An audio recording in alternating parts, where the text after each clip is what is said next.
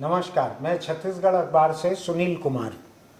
कल विश्व आदिवासी दिवस मनाया गया। छत्तीसगढ़ चूंकि एक आदिवासी प्रदेश है, यहाँ की 1/3 से ज़्यादा आबादी आदिवासी है, इसलिए यहाँ पर अधिक उत्साह से मनाया गया। बहुत से आदिवासी सरकार के जलसों में शामिल रहे, कुछ आदिवासी सड़कों पर एक आंदोलन भी करते रहे। एक लंबी कहानी है छत्तीसगढ़ के आदिवासियों को लेकर, लेकिन आज उस पर चर्चा करने की वजह इसलिए है कि कल 2 घटनाएं हुई।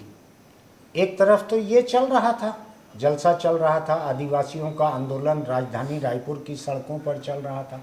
दूसरी तरफ संसद में स्मृति ईरानी ने राहुल गांधी के बयान के जवाब में हमला करते हुए एक बात को बड़ा जोर देकर कहा।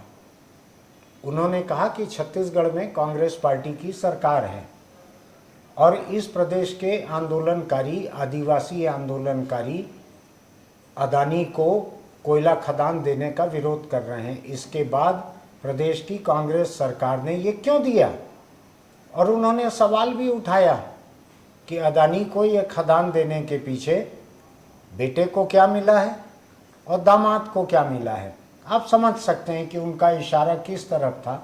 जिनको समझ में नहीं आए उनको बतलाने में मुझको कोई परहेज नहीं है कि उन्होंने राहुल गांधी और रॉबर्ट वाड्रा इनकी तरफ इशारा किया और इस बात को कहा। जाहिर है कि छत्तीसगढ़ के कांग्रेसी मुख्यमंत्री भूपेश बघेल की तरफ से इसका जवाब आना था। शाम तक उनका जवाब आ गया।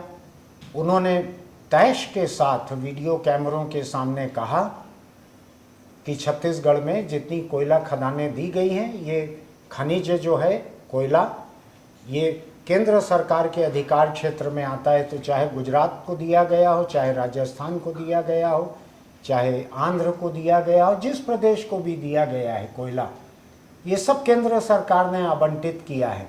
उन्होंने और भी कुछ कहा। उन्होंने कहा कि किस तरह से उन्होंने एलिफेंट रिजर्व बनाने के इलाके को बढ़ाया है, किस तरह से उन्होंने सुप्रीम कोर्ट में एक हलफनामा दाखिल किया है। ऐसी कई बातें उन्होंने कही।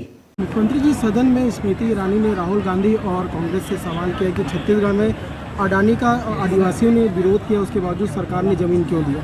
कहाँ दिए हम लोग? स्मृति जी का बड़ा बयान आया।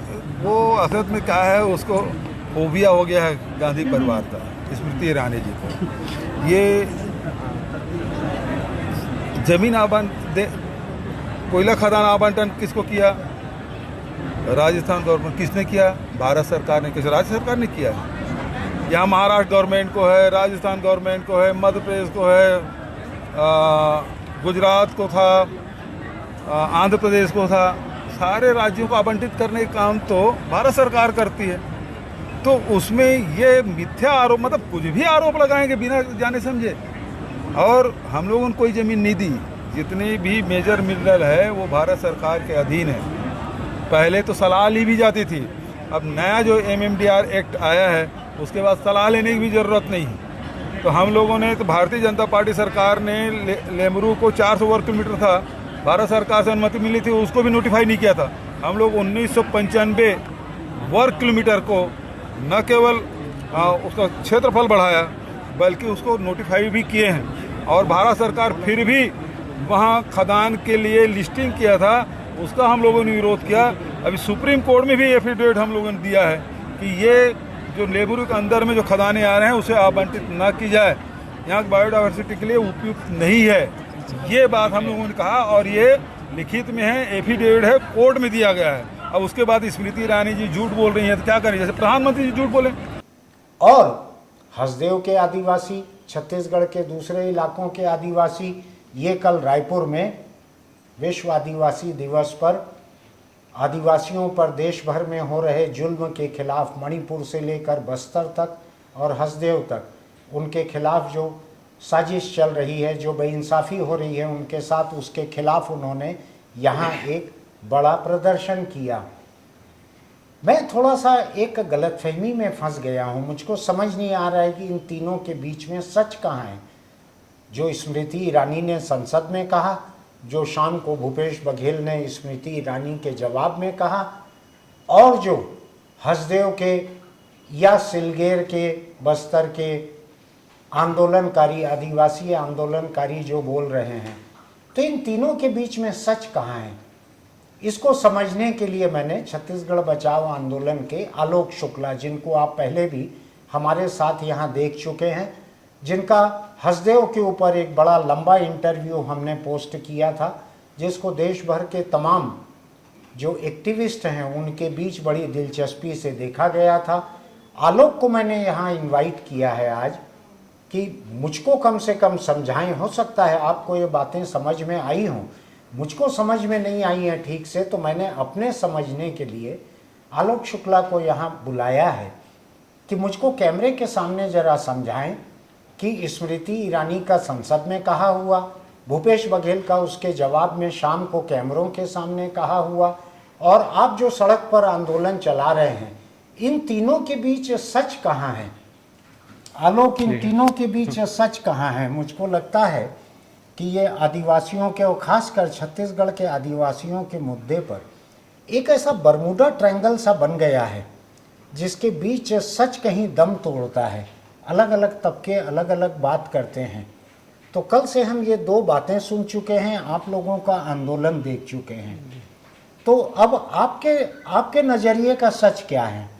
देखिए, सच वो है जहाँ पे हसदेव के आदिवासी पिछले एक दशक से और छत्तीसगढ़ में सत्ता परिवर्तन के बाद, कांग्रेस की सरकार बनने के बाद भी 5 सालों से लगातार आंदोलनरत हैं।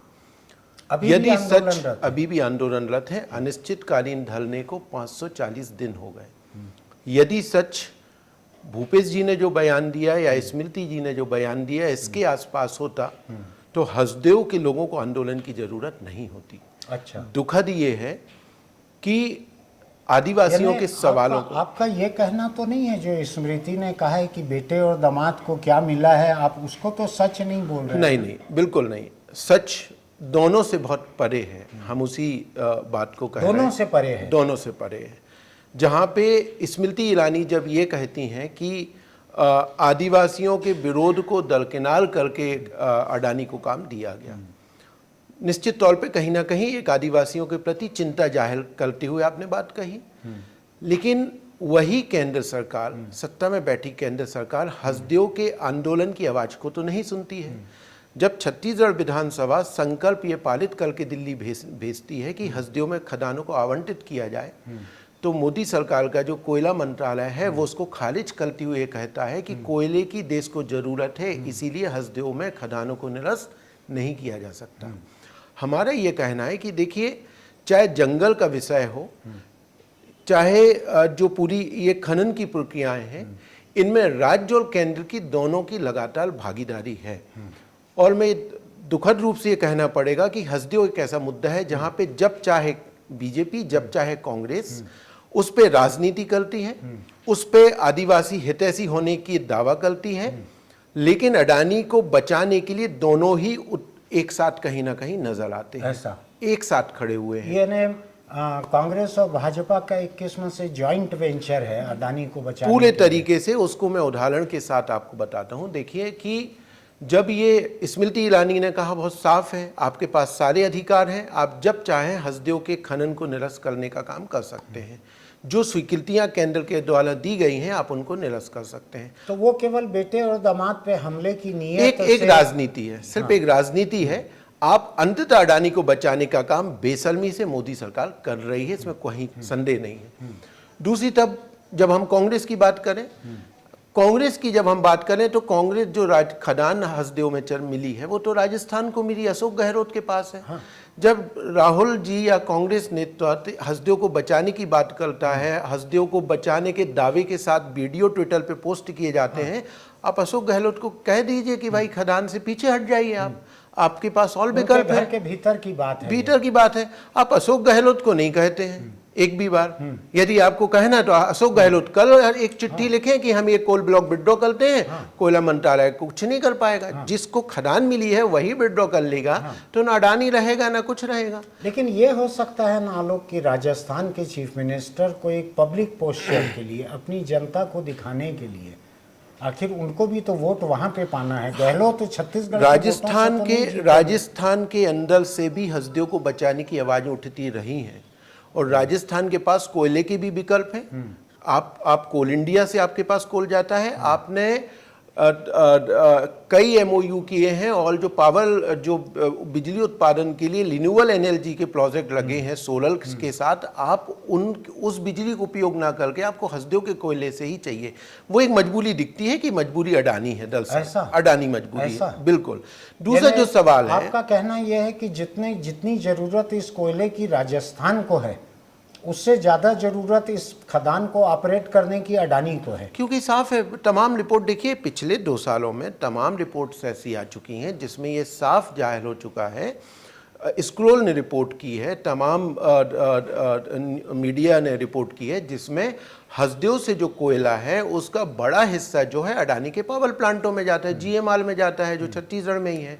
और जो कोयला है वो मार्केट से ज़्यादा दर पे अडानी को बेचा जाता है।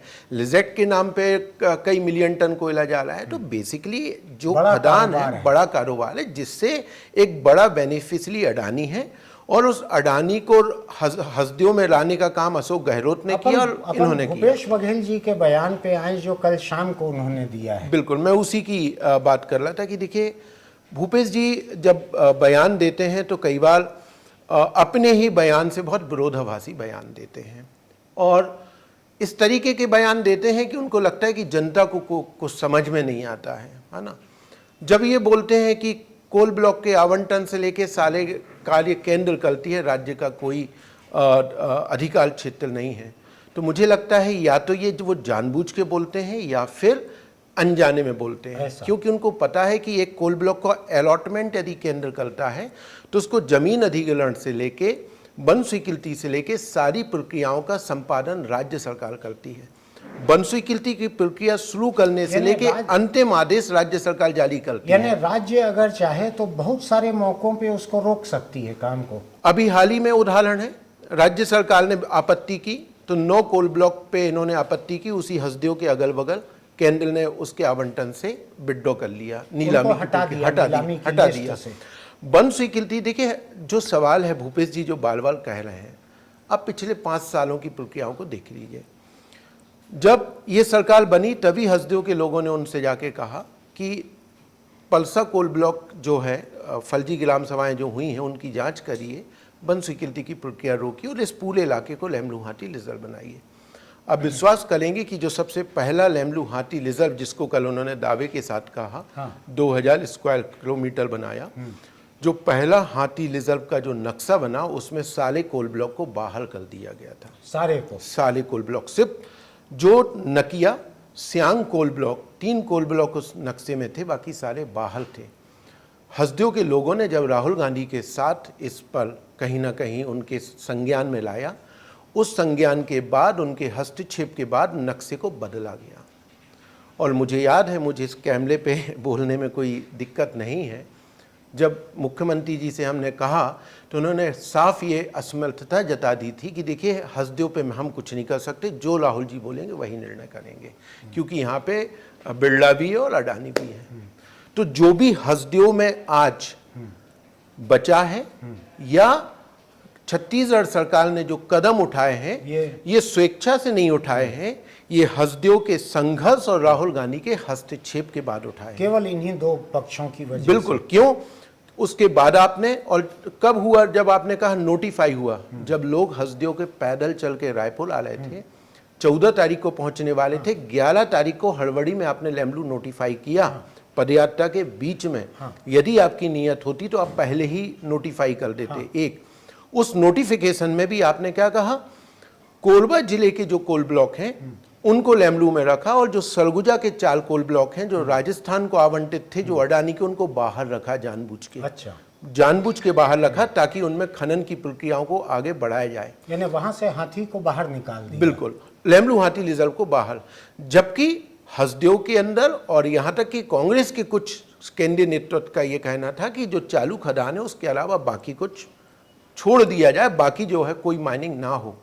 लेकिन छत्तीसगढ़ सरकार, जब उस समय हम संघर्ष करते थे उसी पलसा कोल ब्लॉक को लेकर, तो हमें याद है भूपेश जी ने बयान दिया था कि जो विरोध करने वाले हैं वो अपने घरों की बिजली बंद कर लें। और एक समय मुख्यमंत्री के ये बयान होते थे कि हसदेव में कोयला जो है वो देश की जरूरत के लिए जरूरी है, इसीलिए माइनिंग होनी चाहिए। और पुलिस फोर्स लगा के आपने पेड़ों को कटवाने की प्रक्रिया भी शुरू की। यदि आप हसदेव को बचाने के लिए संकल्पित होते तो लेमलू एलिफेंट का नक्शा पहले ही सही होता।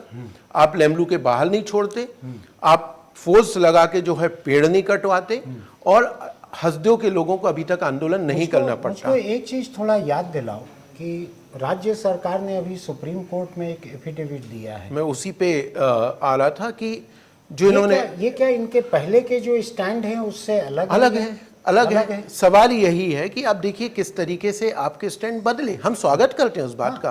देखिए सुप्रीम कोर्ट में इन्होंने एक एफिडेविट दिया।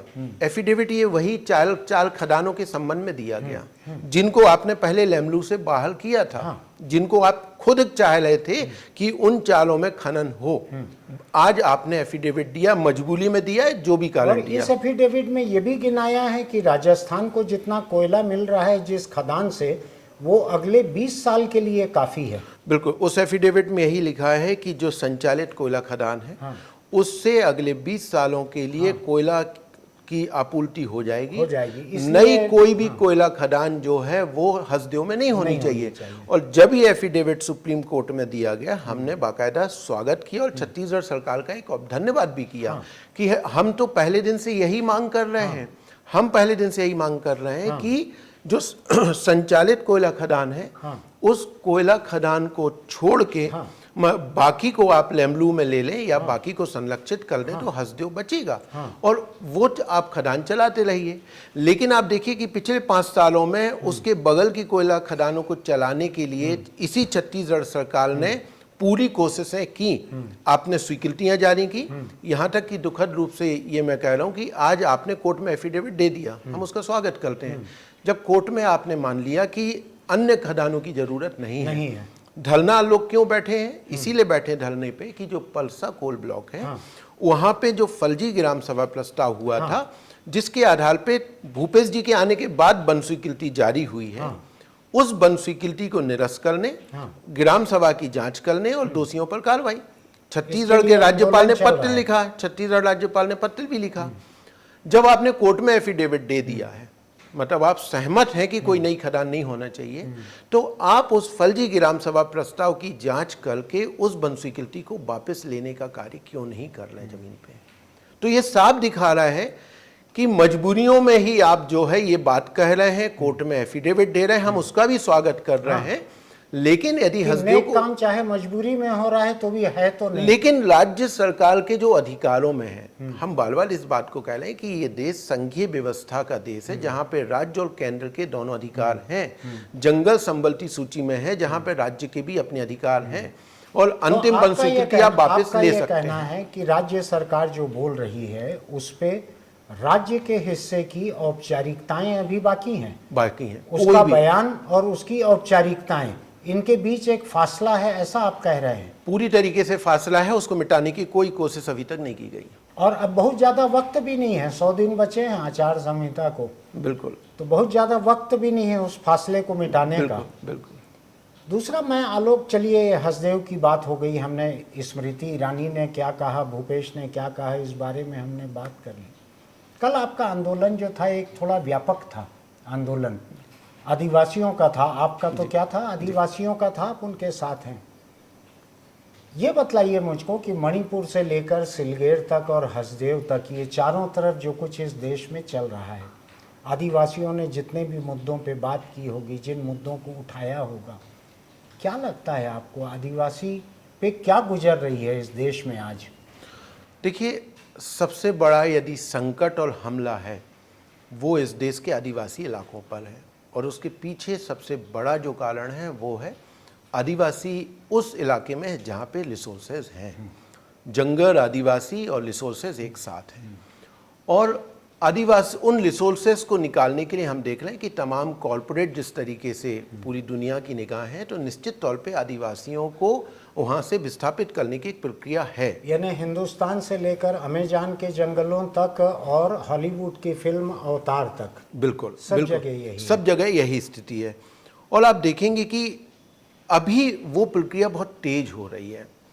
निश्चित तौर पे जब हम यूपीए का कार्यकाल देखते थे कांग्रेस का, जहाँ पे कहीं ना कहीं आदिवासियों के अधिकारों को देने के लिए कानून बनाए जा रहे थे, चाहे वो पैसा कानून हो, चाहे वो वन अधिकार मान्यता कानून हो, लेकिन आज आप देखेंगे कि उन सारे कानूनों को कमजोर करने की प्रक्रिया चल रही है। और हाल ही में जो नया वन संरक्षण कानून आया है, जो मोदी सरकार ने दिया है, ये कानून आदिवासियों से उनके जल जंगल जमीन को छीनने की प्रक्रिया को बहुत तेज करेगा। ऐसा और सिर्फ तेज नहीं करेगा, क्योंकि जो डाइवर्जन की प्रक्रिया है उसको आसान बना दिया गया, और जो समुदाय की सहमति को जो है खत्म करने की कोशिश की गई। इसको थोड़ा सरल शब्दों में समझें तो जो बारूद भर के एक फायर करने वाली जो बंदूक पुरानी थी, उसको अब AK-47 जैसे ऑटोमेटिक में बदल दिया गया। बिल्कुल बिल्कुल, कि अब तेजी से उनके हक मारे जा सकते हैं, ऐसी स्थिति है। बिल्कुल। और जो सबसे बड़ा सवाल है कि जो ग्राम सभाओं के जो अधिकार हैं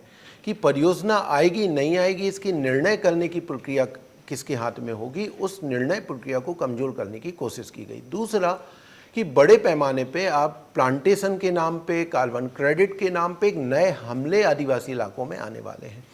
और सबसे महत्वपूर्ण ये है कि हमने देखा है बस्तर का हमारे सामने उदाहरण, जो सलवा जुडूम का उदाहरण है, कि आदिवासियों की जो संघर्ष है, एकजुट संघर्ष को कहीं ना कहीं लगातार कमजोर करने की कोशिश या तोड़ने की कोशिश हुई है। एक समय कहा जाता है कि सलवा जुडूम जो है वो कहीं ना कहीं बस्तर को खाली करने की प्रक्रिया है।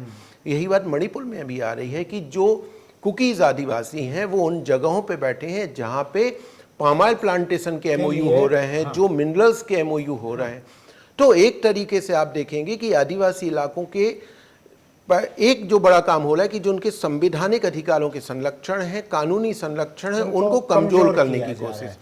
दूसरा, आदिवासियों की जहां उनकी अनुमति की शर्त थी उसको हटा के परामर्श कर दिया जा रहा है, परामर्श कर दिया जा रहा है, कोई मतलब नहीं है। और परामर्श के ऊपर छत्तीसगढ़ की पैसा नियम है, जहां पे आपने परामर्श, और उस परामर्श पे भी यदि कोई ग्राम सभा ये कहती है कि हम नहीं देना चाहते, तो उसके ऊपर भी आपने कलेक्टर को निर्णय के लिए बिठा दिया। जो पैसा कानून इस एक स्वशासन का एक ये कुछ वैसा ही है क्या जैसा जस्टिस रंजन गोगोई के खिलाफ महिला ने शिकायत की और रंजन गोगोई खुद ही सुनवाई करने बैठ गए बेंच पे, ये उसी तरह का है? बिल्कुल। जो कलेक्टर जो है भूमि अधिग्रहण के लिए नोटिस करेगा वही अंतिम सुनवाई ये छत्तीसगढ़ पैसा नियम में प्रावधान। ये सुप्रीम कोर्ट से निकली हुई मिसाल काम आ रही है यहाँ पर।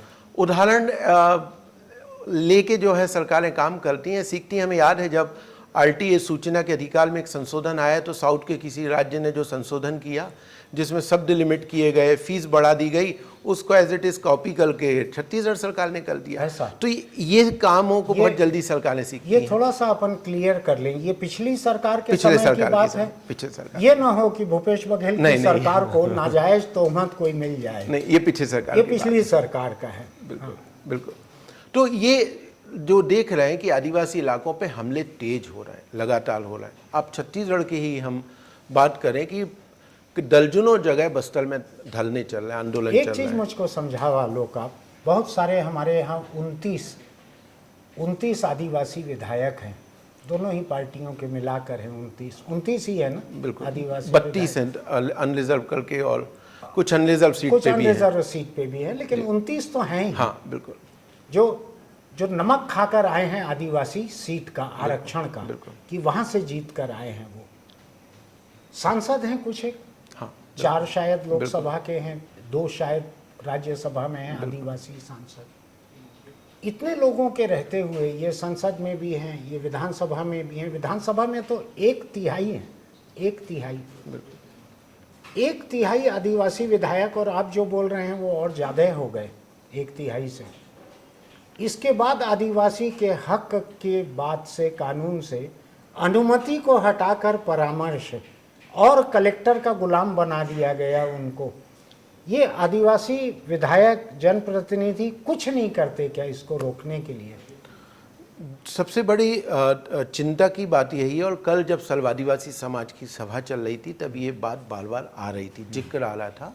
जो लोग संबोधित कर रहे थे वो ये कह रहे थे कि जो विधायक हम चुन के भेजते हैं, सांसद चुन के भेजते हैं, ये समाज की बात ना करके ये पार्टी की बात करते हैं और जो पार्टी या सरकार तय करती है उस लाइन पे चलते हैं। और पार्टी तो हमारे यहाँ दो हैं, एक जो प्रदेश में सत्ता में है और एक केंद्र जो देश में सत्ता में है। तो सबसे बड़ी दिक्कत यही है कि आदिवासी समाज आज जिसके ऊपर सबसे बड़े हमले हो रहे हैं, जहाँ पे आदिवासी समाज के अस्तित्व के संकट की बातें हैं, उस जगह पे प्रतिनिधि को कहीं ना कहीं, जो जनप्रतिनिधि है उसको कहाँ खड़े रहना चाहिए।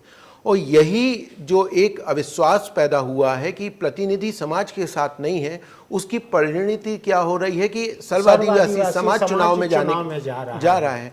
और ये अब समाज को महसूस होने लगा है कि जो हमारे चुने हुए पार्टी के तहत गए जो व्यक्ति हैं वो समाज के साथ खड़े नहीं हैं। यानी मुझको एक चीज़ लग रही है, मेरी जुबान थोड़ी कड़ी लग सकती है कई लोगों को, लेकिन वो ऐसी ही है, मैं क्या करूं।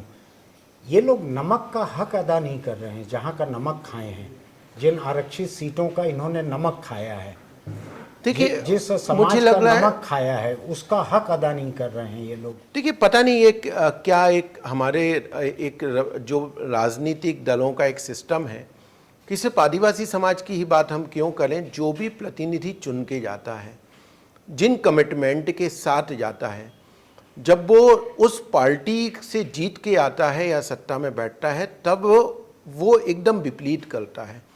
हम पूरे विपक्ष की ही बात करें ना। मैं जरा सा दखल दूंगा आलोक आपकी बात पे। आप जो बोल रहे हैं वो बहुत उसको जनरलाइज और व्यापक कर दे रहे हैं।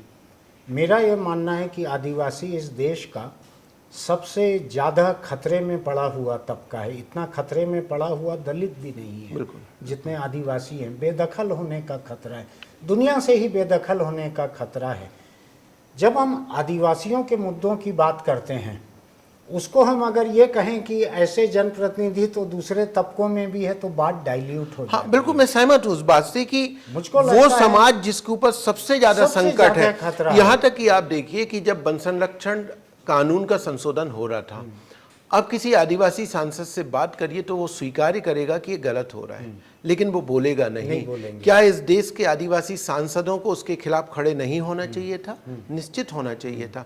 जब वही सांसद समाज के साथ बैठता है तब दूसरी बात करता है और पार्लियामेंट के अंदर जो है वो चुप रहता है या सदन के अंदर चुप रहता है, असेंबली में चुप रहता है। और यही सबसे बड़ा दुखद है। और हम ये जो अनुमति और परामर्श की जो हम बात कर रहे हैं, ये तो छत्तीसगढ़ असेंबली में पास किया हुआ पैसा नियम का पैसा नियम के जो डिटेल्स ड्राफ्ट किए गए, बिल्कुल वो तो राज्य ने किए हैं ना। बिल्कुल।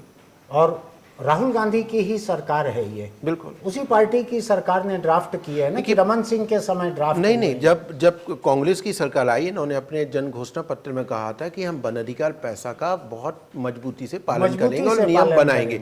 और अब मुझे लग रहा है कि देखिए, मुझे नहीं लगता कि देश में कोई नियम बनाने की प्रक्रिया इतनी व्यापक हुई हो। टीएस सिंहदेव उस समय पंचायत मंत्री थे, उन्होंने पूरे छत्तीसगढ़ में पूरे समाज के साथ, हर वर्गों के साथ कंसल्टेशन किए, व्यापक कंसल्टेशन किए। कंसल्टेशन के बाद जो ड्राफ्ट बना वो बहुत अच्छा बना। और मैं आपको बताऊं कि जिस ड्राफ्ट पे इवन यहाँ तक कि जो विभागीय मंत्री टीएस सिंहदेव की सहमति थी, वो सहमति की सहमति थी। उनका ये कहना था कि सहमति का बिंदु होना चाहिए अधिग्रहण की प्रक्रियाओं में, लेकिन ड्राफ्ट में ये था। उसको बदला गया। जब ये गया तो मुख्यमंत्री और मुख्य सचिव और जब निर्णय लिए गए तो सहमति को हटा के परामर्श कर दिया गया। और जहां तक मेरी जानकारी है कि टीएस सिंहदेव के पंचायत विभाग छोड़ने में बनावट का एक बड़ा कारण ये भी रहा है। ये भी था। तो आपने एक प्रक्रिया को इतना व्यापक चलाया, लेकिन जब आप पैसा नियम को लेके आए तो इतना कमजोर। देखिए, हम बार बार इस बात को कहते हैं कि 2018 में जब छत्तीसगढ़ में कांग्रेस सरकार आई थी, ये इतनी प्रचंड बहुमत के साथ आई थी और एक कहीं ना कहीं गवर्नेंस का एक आइडियल मॉडल इस देश को दे सकते थे, जहां पे आपके पास नंबर्स थे, तमाम समाज जनवादी संघर्ष आपके साथ खड़े थे और प्रशासन भी अपने आप को एकदम न्यूट्रल कर चुकी थी कि अब सरकार अलग ढंग से चलेगी 15 सालों के बाद। और आज जो तमाम हमले मोदी सरकार देश में कर रही है, चाहे वो आदिवासी समाज हो या जनपक्षीय कानून को, सूचना के अधिकार को कमजोर कर दिया, इन सब पे राज्य सरकार एक, जैसे कि पैसा नियम है, आप एक आदर्श पैसा नियम बना के पूरे देश के सामने आप मॉडल दे सकते थे कि ये है। लेकिन ताकि बाकी सब जो हैं इसके मुकाबले छोटी लकीर हो जाते हैं। कांग्रेस उस पर कैंपेन करती पूरे देश के अंदर की, देखिए ये हमने किया है, लेकिन ये दुखद रूप से कहना पड़ेगा कि जो आशाएं थी इस सरकार के साथ इस दिशा में काम करने की, वो नहीं पड़ी। अब टीएस सिंहदेव ने भी ये मुद्दा छोड़ दिया, अनुमति परामर्श ये सब छोड़ दिया उन्होंने। अब उनका अब जब विभाग ही छोड़ दिया है तो अब बोलने का औचित्य नहीं, क्या लेकिन रहा? विभाग को छोड़ा है, डिप्टी सीएम की कुर्सी तो ले ली है। निश्चित तौर पे उनको इस बात को अभी भी उठाना चाहिए, कहना चाहिए कि और इस नहीं, बात या को तो ये है कि डिप्टी सीएम की कुर्सी पे भी बैठने के बाद अब उनका बोलना और कम हो गया है। मुझे लगता है कि ये चयन का सवाल है, बोलना या नहीं बोलना। कोई किसी पद पे आने के बाद आलोक अपन बोलना स्वतंत्र है, वो कितना बोल सकता अब है। अपन एक दूसरे पहलू पे 1 मिनट के लिए बात कर ले। मेरा तकरीबन आखिरी सवाल है आपसे ये, मणिपुर में आदिवासियों के साथ जो हुआ है, क्या लगता है आपको कि छत्तीसगढ़ के बस्तर के सरगुजा के हसदेव इलाके के आदिवासी जो हैं, क्या इस बात से जुड़े हुए हैं? क्या वो इस बात से पीड़ित हैं? क्या इस बात से वो आहत हैं? निश्चित तौर पे देखिए, जो मणिपुर की घटना है सिर्फ आदिवासी नहीं, सब लोग उससे आहत हैं, पीड़ित हैं, और आदिवासी विशेष रूप से।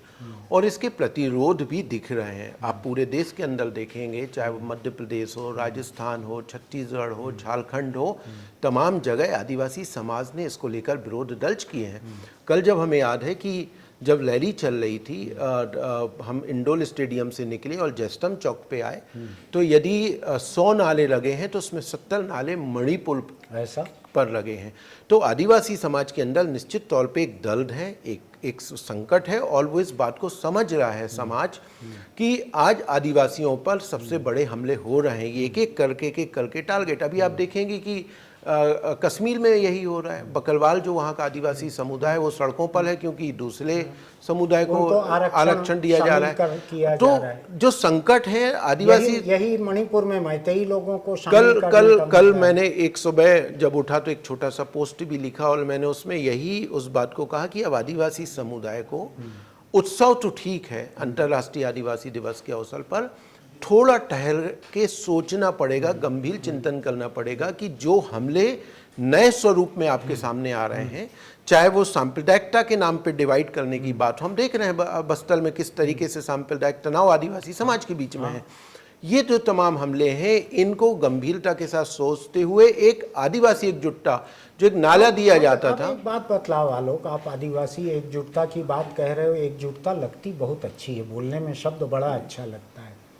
हकीकत ये है कि मणिपुर में जो हो रहा है उसके लिए वहाँ भाजपा की सरकार जिम्मेदार है। राज्य में भाजपा है, केंद्र में भाजपा है, मोदी से लेकर बीरेन्द्र सिंह तक ये जिम्मेदार है मणिपुर के लिए, जो आदिवासियों के लिए हो रहा है। जो छत्तीसगढ़ में जो हो रहा है, हसदेव को लेकर हो रहा है, बस्तर में आदिवासियों पे जो हमले हो रहे हैं धर्मांतरण के नाम पर, या सिलगेर में जो हुआ, या पेशा कानून के साथ यहाँ हुआ, इन सब के पीछे छत्तीसगढ़ की कांग्रेस सरकार जिम्मेदार है। जब अगला चुनाव आएगा विधानसभा का 4-5 महीने के बाद में, आदिवासी क्या सोच के वोट देगा? अगर वो मणिपुर को याद करके वोट देगा तो भाजपा के खिलाफ वोट देगा।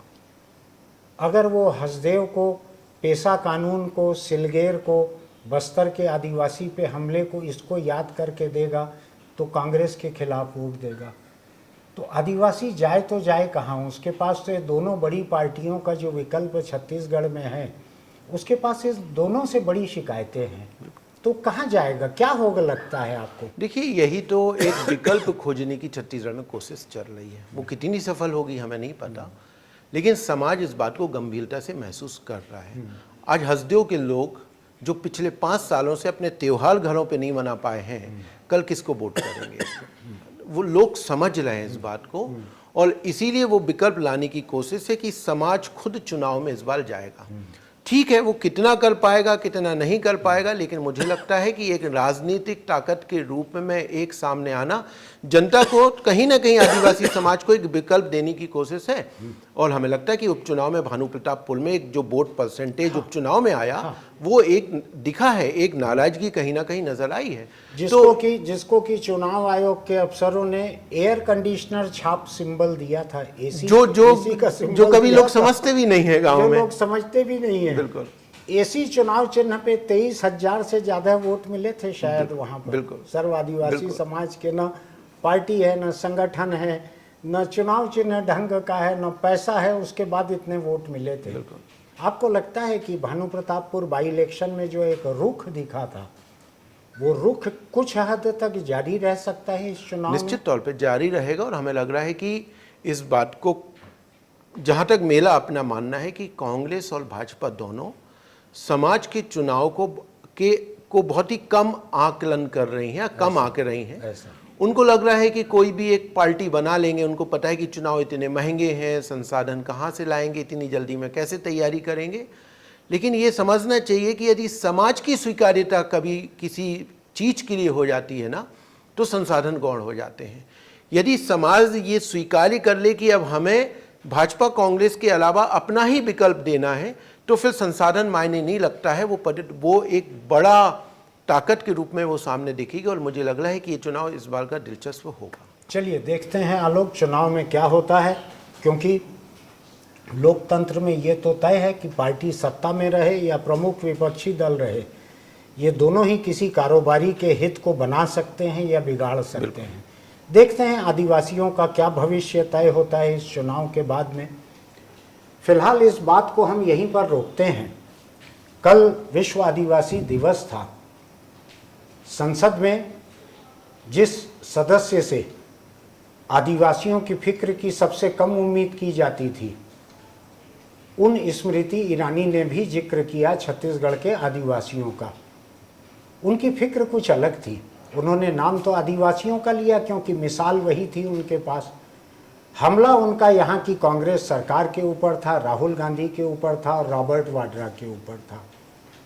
देखते हैं कि आने वाले चुनाव में कांग्रेस, भाजपा, केंद्र सरकार, राज्य सरकार, इन सब के बीच में उलझे हुए आदिवासियों का कौन सा रुख सामने आता है। मणिपुर से लेकर बस्तर तक, हसदेव तक और देश के दूसरे आदिवासी हिस्सों तक। मैं याद दिलाना चाहूँगा, मैंने अभी कुछ दिन पहले महाराष्ट्र के एक आदिवासी नेता सतीश पेंदाम को इंटरव्यू किया था। उन्होंने कहा था कि हिंदुस्तान के पैरामिलिट्री की 60% बंदूकें आदिवासी इलाकों में आदिवासियों पर तनी हुई है। अपने बताए हुए आंकड़े के लिए वो जिम्मेदार हैं, लेकिन मैं एक कल्पना करता हूँ कि जो इस देश के सबसे निहत्थे, सबसे भले, सबसे सीधे, सबसे कम मांग करने वाले लोग हैं, अगर उनको देने के लिए आपके पास पैरामिलिट्री की बंदूकें ही सबसे अधिक हैं, आने वाले चुनाव में उस तबके को कुछ तो सोचना चाहिए। देखते हैं वो क्या सोचता है। हम फिर मिलेंगे। आपको हमारे ये प्रोग्राम अच्छे लगते हों तो सब्सक्रिप्शन, नोटिफिकेशन की बटन दबाइएगा। हम जन सरोकार के मुद्दों को लेकर इसी तरह आपके बीच आते हैं। हमारे उठाए मुद्दे आपको अच्छे बुरे जैसे लगते हों, आप टिप्पणी ज़रूर कीजिएगा, उससे हमको सीखने का मौका मिलता है।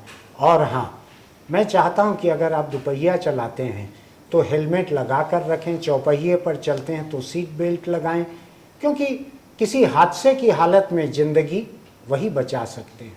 फिर मिलते हैं।